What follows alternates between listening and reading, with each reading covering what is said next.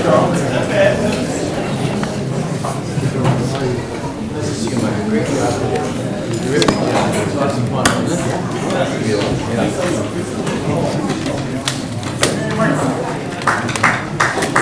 everyone. Hi. I'm gonna bear with me. I'm gonna try and just vocal this for a little bit. Well, first of all, aloha. Welcome to the Governor's Cabinet in your community at the University of Hawai'i Hilo. Aloha. Thank you. Aloha. My name is Micah Alameda, and I will be your MC tonight. Before we get started, I would like to go over a few housekeeping rules. So, the two doors you entered in, you go across the hall, you'll see the elevator on your left. The bathrooms are located right behind that. To your right here, if you exit through that door, you will see refreshments. Water, please help yourself. There is also an information booth outside where you can pick up the agenda that we're going to use tonight, which is going to be a key piece to how this is going to be operated. So make sure you have an agenda with the map on the back. Okay?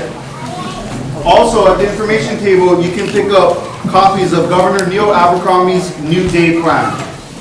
Here tonight, we have an extraordinary opportunity to have the Governor of the state of Hawaii here with his cabinets. But before we get started, I would like to extend a very special mahalo to the University of Hawai'i Hilo for hosting us. Please.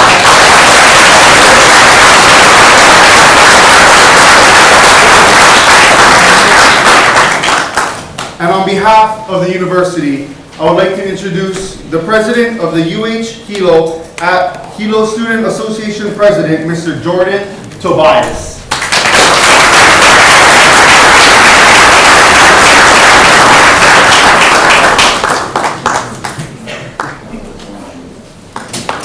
Hello, Governor Abercrombie, members of the cabinet, and guests. It is my honorable duty and pleasure to welcome you all here tonight to the community in your cabinet. My name is Jordan Tobias.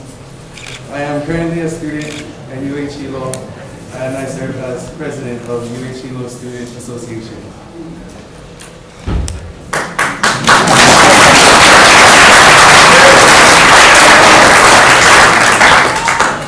I grew up in Kealo in public housing, surrounded by condominiums and hotels. It was hard, it was easy feeling isolated from those surrounding communities. That is where I learned how deeply life runs on relationships and connections we make with one another. Governor Abercrombie has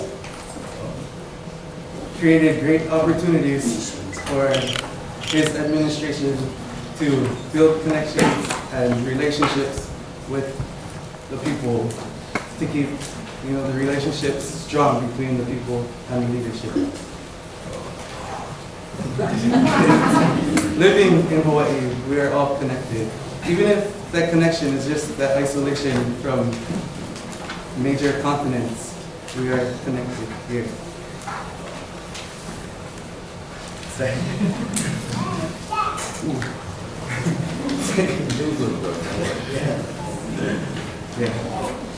Again, Governor Abercrombie has created great opportunities for us to connect with his administration by having events such as these. Events where we can meet with his cabinet members and talk.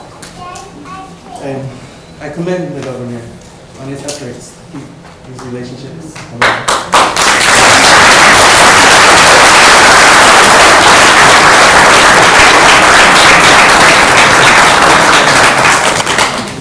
Can we give one more round of applause for Jordan, please?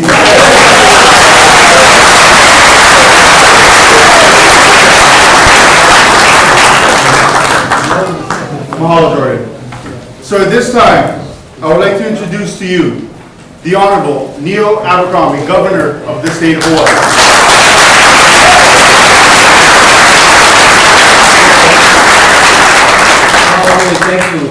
Thank you very, very much, Micah. Thank you, Jordan.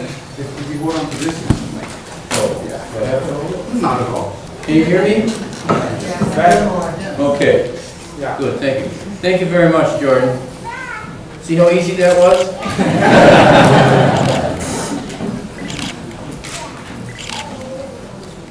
Gosh. It's almost 40 years ago that I had the first opportunity not to come to this campus because a campus like this didn't exist. The university was essentially Manoa.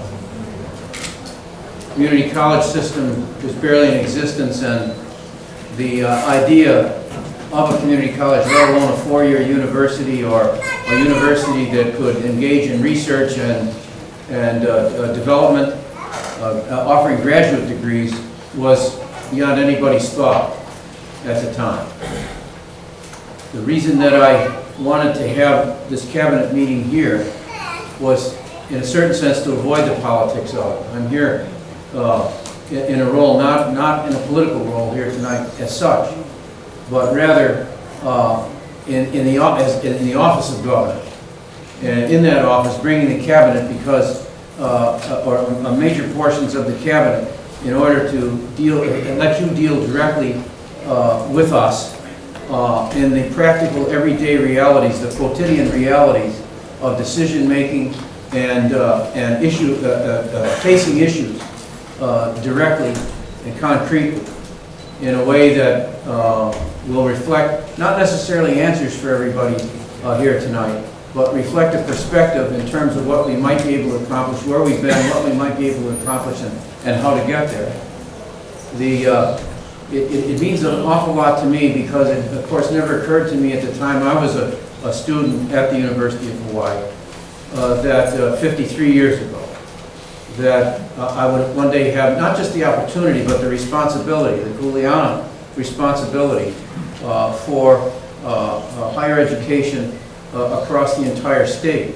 I had, as chair of the Higher Education Committee, eventually in the legislature, that responsibility, which is when we made the first infrastructure investments in the University of Hawaii at Hilo. And so it's a real full circle opportunity for me tonight to say thank you to all those pioneers who helped to make this kind of facility available with the kind of capacity for research, development, education, right through the graduate level here at the university.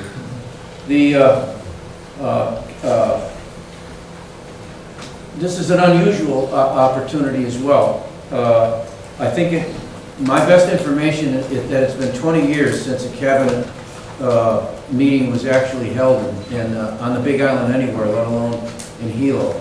And we're trying to do this on every island. One of the things I did promise or reference during the campaign before was try not to be Oahu-centric. It's easier said than done. Hopefully with technology, IT today, we're going to be able to do a lot more simultaneous conferences and so on. Obviously, we want to be here in 3 dimensions, in a human dimension here tonight, but that doesn't mean that this is the only time we can do such a thing. It all has to be from emails or telephone calls and so on. We're going to try and get the kind of technology available on a broad basis, and of course get broadband out there too, to enable us to have simultaneous conversations. So for example, when it comes to legislation, I'm just going to relate a couple of them. When it comes to legislation, say like the green energy, the market securitization program, the so-called green infrastructure bill that we just passed, you should be able to comment on that simultaneously. We should be able to have our energy division and the Department of Business and Economic Development be able to communicate directly. You should not have to come to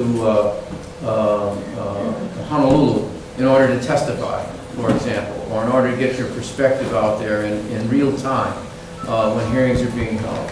I see Senator Ruderman and others are here tonight who obviously represent you and have to have their physical presence in Honolulu. But we want to make certain that this kind of exchange can take place on a much broader basis. So the economy is strengthening. I just want to mention one more thing before we get to the introductions of the cabinet, so that we can get to your seminars, your exchanges as quickly as possible. I see the Big Island as the central engine of progress for the state over this next 10 years. I don't say that simply because I'm standing here in this island, so that it creates some kind of a favorable impression of the moment. There's a very simple reason for it. This is the fastest growing island. I'm sure you're aware that one of the political difficulties we had to deal with was the attempt to keep the Big Island from getting another senatorial seat that actually reflected the population growth here. Politics comes into everything. And as I say, there was a resistance to that, which I was pretty adamant about, that I felt was not fair. Now that caused some difficulties possibly for some of you folks in this room in terms of what you were used to in terms of representation, who people were that you were familiar with, but it was the only way to be fair to what is changing in the demographics, the population demographics on the Big Island. And in terms of energy, in terms of agriculture, just this afternoon I was at a piggery. For those of you who are not familiar with what that is and you think it's another political reference, let me put it this way, because you may think politics sometimes have an odor, but I was at a Big Island piggery this afternoon where I defy you to know that there were pigs anywhere near, two-legged or otherwise. These happen to be four-legged. And the reason is that there is advanced research going on right now on a practical level in agriculture with respect to sustainability and the ability to lessen imports and to make ourselves more self-sufficient. In this interest, forgive me all those who are vegetarians at the moment, but this instance having to do with meat supply. And we think that this can probably be extended to poultry, and possibly even with some variations into beef cattle. So, and this goes to feed, this goes to nutrition, this goes to a whole lot of things. Just that, right here in the Big Island. Geothermal, I know there's been some arguments back and forth as to what that should do or not do. That's probably more a question of, again, of technology and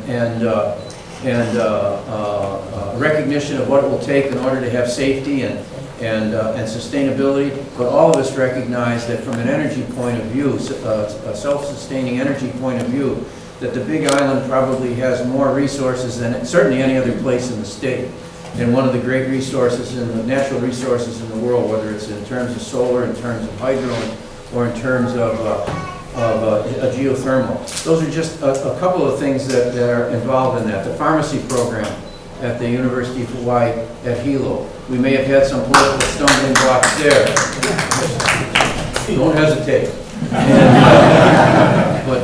Because we see this as a system, a university system. The 30-meter telescope offers the best opportunity in the history of the world to explore the universe first explored in the Pacific by the Polynesian pioneers who came across the sea confident and in full trust and faith that they would find paradise. There's enormous opportunities here. There's even opportunities at the other end of the spectrum as well. We all are well aware that due to some of the social and economic forces at play in the islands, that there's incarceration, and that some people find themselves in those circumstances. Justice requires it. Accountability has to be made, but we don't have those circumstances the way they should right now. We think we can put together a system starting with Kulani, extending over to the Kona side, that's going to have a human dimension to it that will be restorative in nature. There's a reason we had the concept of pool home. So all of those things are all in a context that I want to conclude with. When none of this can happen, no progress can be made, no issues can be resolved, no philosophical or even ideological points can be made and confronted and resolved if you have fiscal chaos, if you do not have a solid financial foundation from which to think of things, not in terms of cost and spending, but investment. Human investment, public investment that benefits the whole community. In 2010, at the start of this administration, we were between $200 and $300 million in deficit for that year. I can't tell you the exact number because we discovered fairly soon after entering office that we were not quite clear as to how much money was coming in and how much was going out in any given month. We weren't certain that we could pay our bills. It's not so much an accusation about previous administrations so much as it reflects the reality of a terrible recession. It reflects the realities of layoffs and furloughs. It reflects the realities of not having a technological foundation, a technological infrastructure, hardware and software that allowed us to do the basic fundamental work of government accountability. That's changed significantly. I will give you the final returns for this last month of the fiscal year. I hope by the end of the month to be able to make a report to you as to where we stand with regard to what we'll be able to address in the upcoming legislative biennium. We were between $200 and $300 million 2.5 years ago in deficit for that year. I'm not even talking right now about the unfunded liabilities for health care premiums or the retirement system. This past month, as we ended the fiscal year, with regard to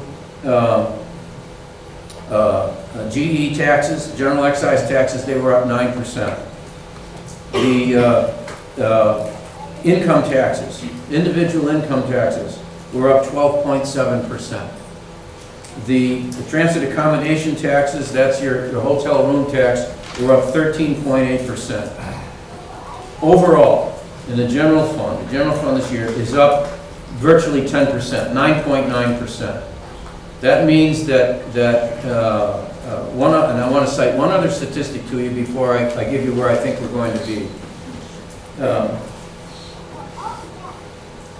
Income taxes from corporations, the measure of how business is doing in the state of Hawaii. As of June 30th, we're up 38%. 38%. Now that's voluntary. I mean, if businesses are paying these taxes, nobody's got a gun to their head. Nobody's chasing anybody down. Mr. Snowden has not revealed anything about our tax office that I think shows any particular following going on. If it's up 38%, that means those folks who are in business, and business in Hawaii is mostly small business. We always relate to the hotels or the airlines or the Department of Defense and so on. But those are up 38%. That tells me that there is confidence out there and that there is some capacity and ability on the part of business to relate to that. I believe that we'll be able to report, and this cabinet will be operating on the basis of no less than $400 million. And I believe we have a shot at having as much as $500 million in a positive balance at the end of this fiscal year.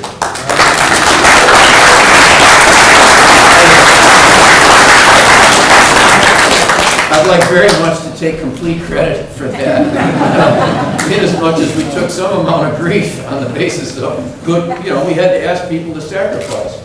They didn't get the salaries that they were entitled to, and then we had to cut back on benefits. But that was necessary in order to give us the capacity to get back to even, and to go to the credit rating agencies nationally to show that we were fiscally on the right track to get the lower interest rates so that we can make the kind of investments like the pharmacy school, like the dormitories for the University of Hawaii'i Hilo, those kinds of things all across the state. So this cabinet has been operating then on the basis that we were going to come back and that we're prepared to move forward on the New Day program that was mentioned there. That's not my program. That's not something that's personal to me. That's, I believe, what's required of the office of governor to address in terms of agricultural innovation and sustainability, excellence in education, energy, independence, and environmental sustainability that reflects what is taking place not only in this island but across the state.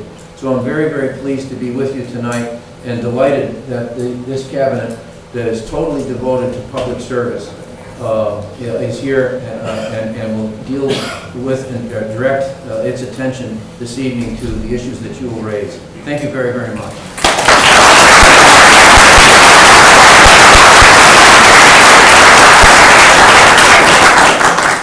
Thank you, Governor Abercrombie. So at this moment, we're going to allow the cabinet members to briefly introduce themselves and their capacities. Good evening. I'm Andrea Gill with the State Energy Office of the Department of Business, Economic Development and Tourism. I'm not actually a cabinet member, but I'm representing Director Richard Lynn, who is, and Mark Wick, the head of our state energy program. I believe I'm here in part because the Department of Business, Economic Development and Tourism has had an energy office in Hilo since 1980, and I have been in it since that year.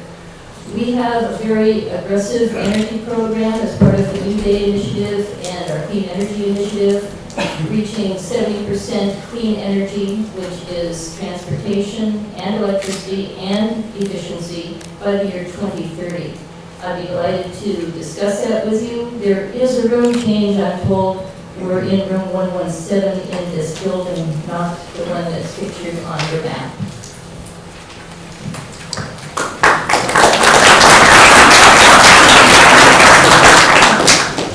Thank you. My name is Sakai, and I'm the Director of the Department of Public Safety. Public safety's presence on this side of the island comes in two ways. Number one, we're responsible for statewide all the prisons and jails. And here in East Hawaii, we have the Hawaii Community Correctional Center. We also do supervise offenders who are safe to be released into the community, and we provide supervision for that. The other way we have a presence here is we provide the state law enforcement. So the state sheriffs falls under our department. For this island, the governor referenced Kulani. I remember I was kind of like a civilian, enjoying life outside, and I read in the paper that the governor said he's going to bring all the inmates home from the mainland. And I thought it was very exciting.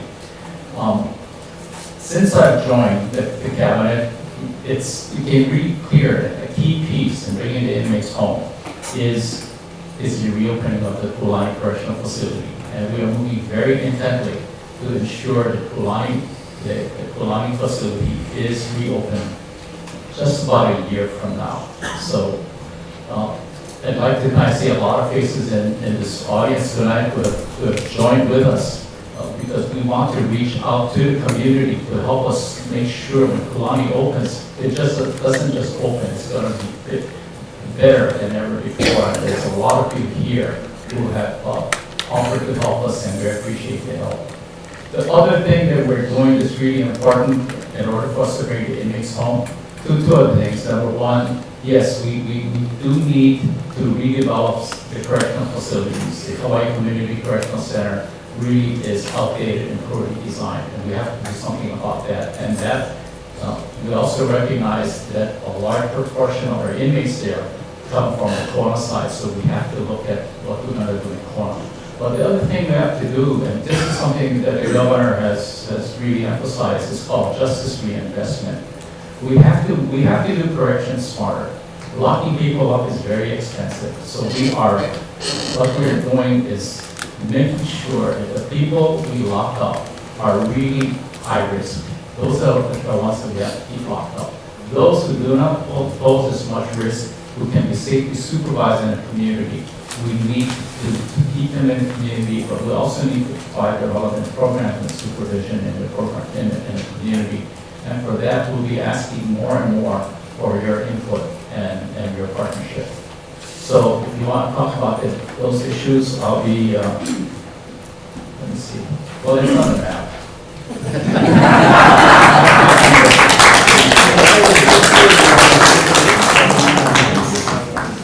Say what room, please. We don't all have that. Room 112.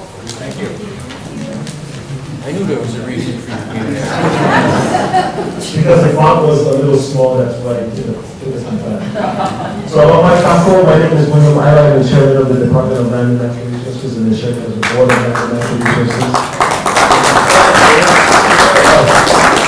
Thank you, I didn't quite expect that kind of response, and I'm sure that other folks do not feel the same way.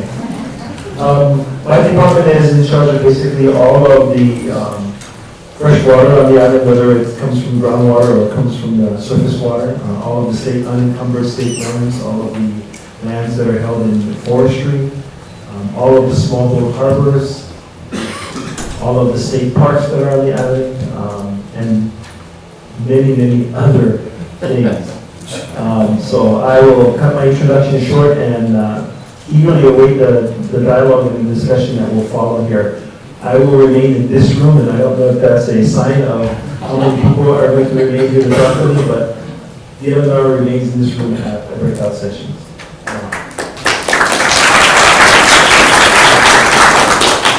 Aloha Kako. I'm Jobee, the chairman of the Hawaiian Homes Commission and the director of the Department of Hawaiian Homelands. Our department is a little different than the rest of the state in that we predated statehood. Our program is actually started as a federal program in 1921, and as a condition of statehood, the state accepted responsibility to administer the Hawaiian Homelands Trust and the program, and our specific group of individuals that we focus on are Native Hawaiian beneficiaries that are defined as individuals that are at least 50% Native Hawaiian and their eligible successors. So we're a little different than the rest of the state in that we have a particular class of individuals that we focus on exclusively. We manage 203,500 acres of lands, and on this island, a substantial number of our acres are on this land. There are about 10,000 individuals and families that are homesteading on these properties, and another 26,000, so almost 2.5 to everyone that's on the homelands, waiting for the opportunity to be a homesteader. Our program is primarily 3 types of homesteading: residential, agricultural, and pastoral.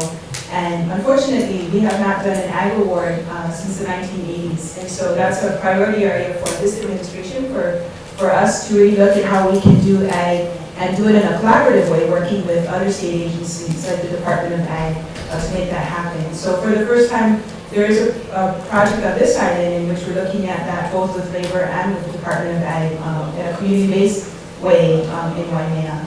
On this island, we have several very strong homesteads, many that are very old, and they include Keokaha, Pane'ewa, Maku'u, Pinohonua.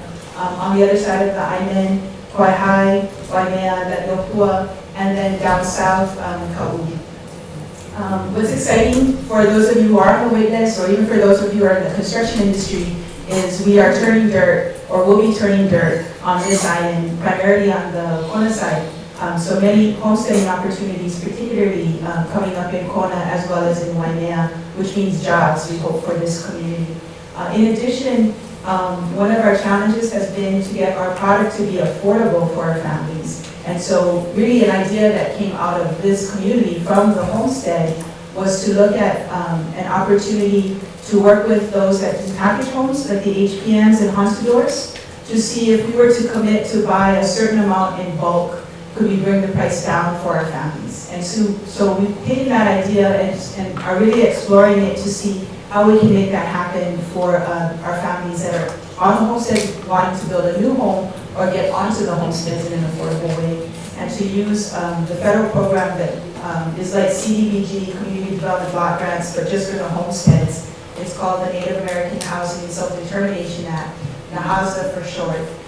How we can get financing for those families that are low to moderate income so they can get onto the homelands. And every family that we place on the homelands, we hope frees up an affordable unit for somebody else that's not able to be on the homelands, so the whole community benefits from that. There's many other things, but in the interest of time, and I know some of it's very specific to DHHL, I will be in room 114. And so for those of you who are interested, I'll see you there.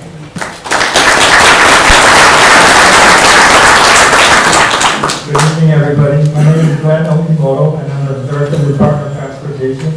We're in charge of the airports, harbors, and highways within the state. This evening with me, I have J.D. Norasaki, who is our Deputy Director in charge of projects. I also want to introduce Stephen Santiago, who's our airport manager. Jeff Bush, who's our harbor manager. And Solomon, who's our highway district manager. They're the ones that are in the community and they do all the work. So they do a really great job. And you guys are lucky to have people like Stephen, Jeff, and Sal. Anyway, we're doing a lot of work on the Hilo side of the island. You see a lot of work going on in the harbor. We did maintenance dredging. We're building a new container yard. We're going to build a new pier. We're building a new entrance off of House Street. Anyway, there's a lot of work going on in the harbor.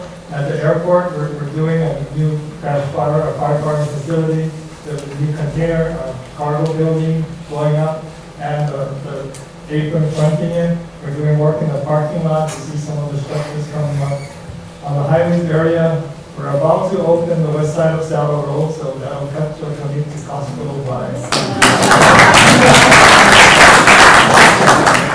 So that's going to open in a little while. We also are doing a lot. We're going to open some shoulder lane project in Jalapa. We hope to start the Umoma Bridge project, and we hope to do a lot more resurfacing on the Gill side. But I'll be in room 113 after this if you want to discuss any of this a little bit more. Thank you.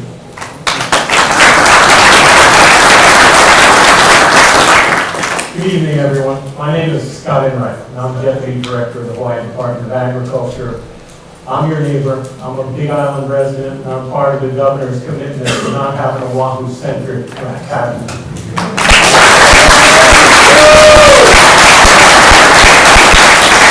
It really is wonderful to be here and to look out in the audience, see all my friends from agriculture, from the agricultural community, and all my political friends. Okay. Good to see you all. You know, it was a wonderful, wonderful opportunity to come and work for this governor and this cabinet on agricultural issues. There's never been another governor that supported agriculture the way this governor has. And to be part of that, to be part of revitalizing the agricultural community in the state, but more importantly, this governor recognizes the potential of the Big Island to reach its agricultural potential, and being part of that team to make that happen has been extremely exciting. We've got projects that are revitalizing the dairy industry. We have the potential of being milk self-sufficient inside of 5 to 7 years. Most of the milk in the state at this point is imported. We're going to change that dynamic. We're developing water resources over in Ka'u to help our friends in Ka'u. I see Randy Cabral out there. Hello, Randy. You know, we've been working with Randy for years to get that going. This governor has made it happen. He's made it happen because this cabinet works across all the different departments. William Eiler's deputy, Bill Cam, is helping us make that happen in Ka'u and developing those water resources. We're working with partners outside of state government, with Ulupono Initiative, to develop our state water resources, Kamehameha Schools land resources, to develop a grass-fed beef industry on the Hamakua coast. There's amazing potential on the Big Island. There's papaya industry. We're helping the papaya industry now, developing a new strain of papaya and trying to find a zero-waste solution to the culls to give them additional revenue streams. It's a wonderful opportunity to work for this governor, this cabinet on these issues. I'm very happy to be here tonight. I'll be in room 127. I look forward to seeing anybody who wants to talk about agriculture.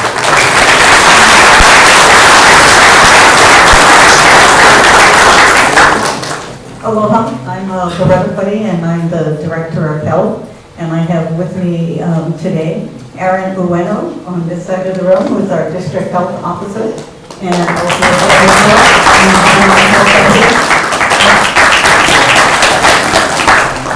the Department of Health has a very broad mandate, really looking at the environment. So Gary Gill is Deputy Director for Environmental Health, really looks at our air quality, our water quality, preserving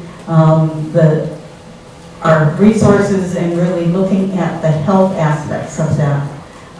The Department of Health for Big Island we know that this is a really high need area. When we look at resource availability, we do have some issues there. We know that we need to have more healthcare providers. And so I want to thank Aaron Ueno and his team, because part of our job is leveraging other resources. And you may recall within the last month or so that we partnered with the military to have free eye exam, dental services, physical exams throughout various parts of the island. And that was for thousands of individuals that had nowhere else to go for these services, and bringing in millions of dollars of free health care to this island. In addition to that, we really work closely with the federal government. This island, the entire island is designated as high need. So you need to have that designation in order to qualify for federal dollars so that we can have our community health centers like Bay Clinic, West Hawaii Clinic as well as looking at, somebody's applauding, yes, go ahead. Our county hospitals, Hilo Medical Center as well as West Hawaii Medical Center.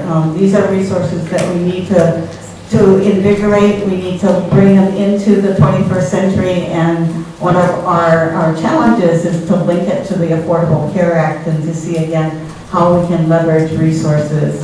So our department really looks at communicable disease, infectious disease. We look at human services as well, and I see many friends and colleagues out there. Again, I will be in room 111 to address any of your health issues. Thank you.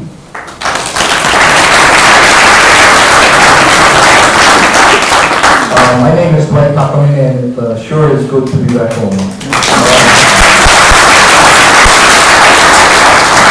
Thank you. I'm with the Department of Labor and Industrial Relations, and the department really focuses in on the quality of life for all workers, throughout the state, and certainly to the employer community who provides, those job opportunities. And we, I guess, oversee a variety of programs. One of them being unemployment insurance. In fact, 40% of our working staff works on unemployment insurance. And the governor made reference to our improving economy. And even while the unemployment rate on the Big Island has generally been historically higher than the other counties, if for those of you who saw this morning's paper, when the governor first came into office, the unemployment rate in the state was 6.7%. If you saw the article in today's paper, as of last month, it has come down to 4.6%. So, it does. There's a good indication, but we know there's still so many Big Island families out there struggling. And therefore, another program that the department covers is workforce development, to provide the training opportunities, so that people who, don't have work, so who don't have a job, can be connected with, employment opportunities. And hearing, I think, Scott, and you've been hearing some of the other directors talk about, under this administration, the direction was clear. You work as a team, not individual silos. You work as a team to get the best job done. I just wanted to mention just a few examples of that, okay? In action on the Big Island. Because one of the programs that we worked on with the Department of Ag, the Department of Defense, and with Jobee, Hawaiian Homelands, is the Veteran to Farmer program, which started off in Waimea and is moving along in a very positive manner. But it took, cooperation and teamwork to help get that off the ground. A second one is, you heard Ted talk about reopening Kulani. I mean, that's a big deal. That's huge for this island. Not only in terms of employment opportunities, but it's going to be, I think some of the things the governor talked about, when he talked about reopening, the facility. And for that, I guess it's under Ted's leadership, but the Department of Ag, Scott and Russell and myself from the workforce development side has been looking at the rehabilitation programs to make it work as well, if not better, than what it was before it was shut down. And the governor made reference to the 30-minute telescope. Okay, very recent. It's right now. It's there as a potential right now. Just today, we had a nice meeting. The University of Hawaiian Hilo is going to be involved in that. Probably DBEDT. We're looking at it from the standpoint of potentially $1.4 billion coming to the Big Island, going into this economy. And if anything, we want to ensure, or best ensure, that it's the workers of this island, that it's the businesses of this island that can take advantage of that. It's going to take holding hands, it's going to be, again, another teamwork effort, but the beginning of that is being put into place, just like what the governor said. There are many other programs that we administer, from workers' compensation to TDI to prepaid health. And for those of you who are aware, our presence on the Big Island, certainly first of all, is here in Hilo, where we have offices that are part of the state building. And then we also have the Kinole Kawate crack seed shop, where our workforce development people and unemployment insurance are housed, and certainly on Kona side too. I'll be here, and if anybody has any questions, we'll be glad to try to respond as best I can.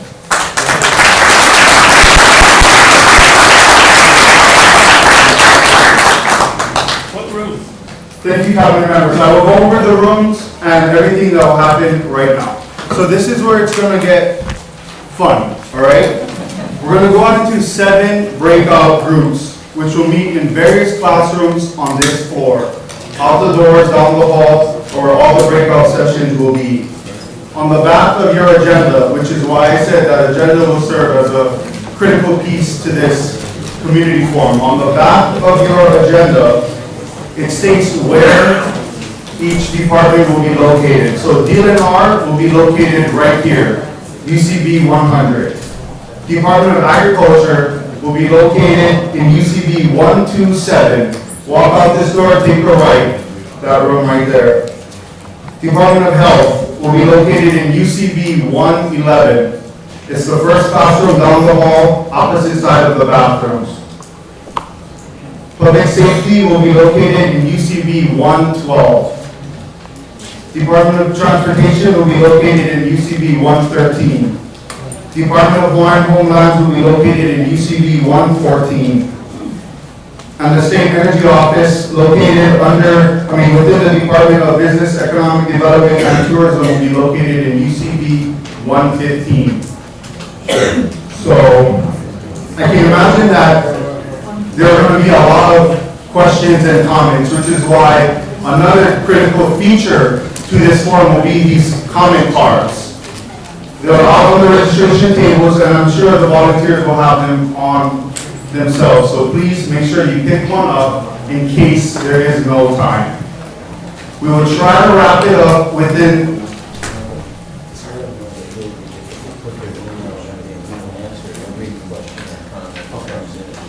Okay. On the back of, or on the front of the comment card, you will see your name, email address, or street address. Please put down your accurate information, put your comment or your question, and the governor's office or the distributed department will get back to you. So please pick one of these up, okay? So as I stated earlier, we're going to try and wrap this up in between 7:05 and 7:15. So let us remember to be patient, carry ourselves with respect, and, show the whole, let it come out. So please remember about a few minutes to be able to the respective locations, and can we give the cabinet members and the governor one round of applause?